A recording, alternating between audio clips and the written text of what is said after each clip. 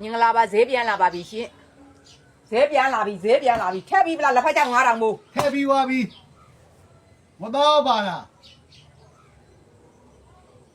မတော်မပါလို့ရှိရင်တော့ငါသမင်းမစားတော့ဘူး မစားနဲ့တက်တလုံးမစားရင်တက်တလုံးတတ်တာတယ်နှစ်တလုံးမစားရင်နှစ်တလုံးတတ်တာတယ်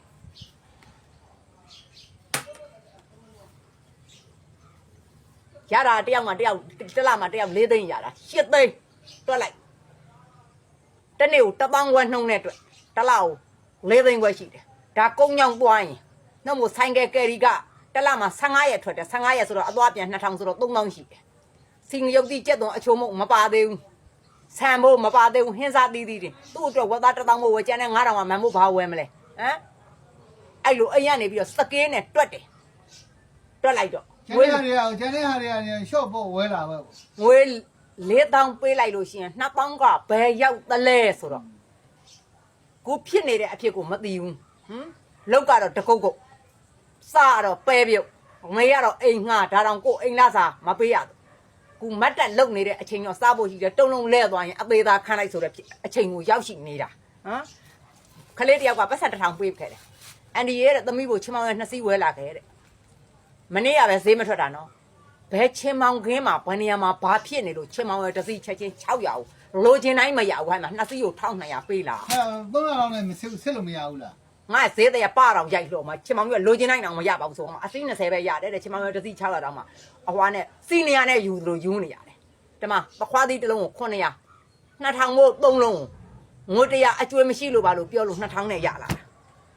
ခရမ်းညင်သည်မရွေးရဘူးရွေးရင်600သူတို့ထည့်ပေးတာကိုယူတော့20သားကို1000အလုံးကြီးတာမရဘူးအလုံးသေးတာပဲရမယ်တဲ့အဲ့တော့ तू က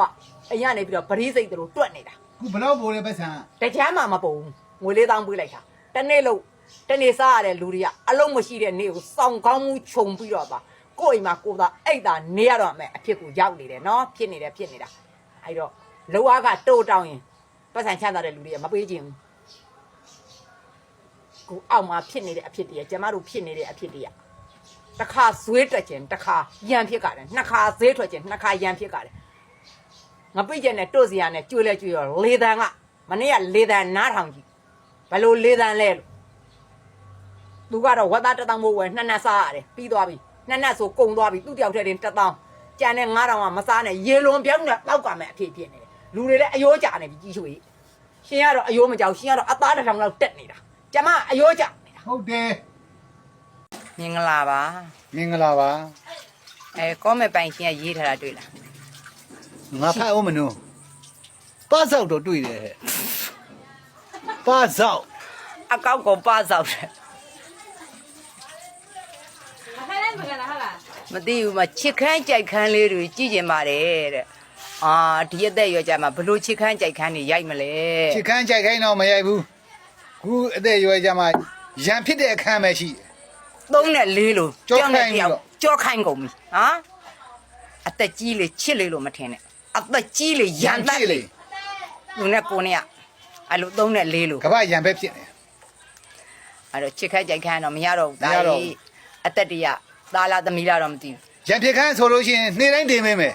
ရန်ဖြစ်တာကြည့်ရင်တော့နေ့တိုင်းတင်ပေးမယ်ဈေးဝယ်တိုင်းရန်ဖြစ်ကြတယ်ထမင်းချက်တိုင်းဟင်းချက်တိုင်းရန်ဖြစ်ရတယ်အကောက်ကပါပါဆောက်ဆိုတာ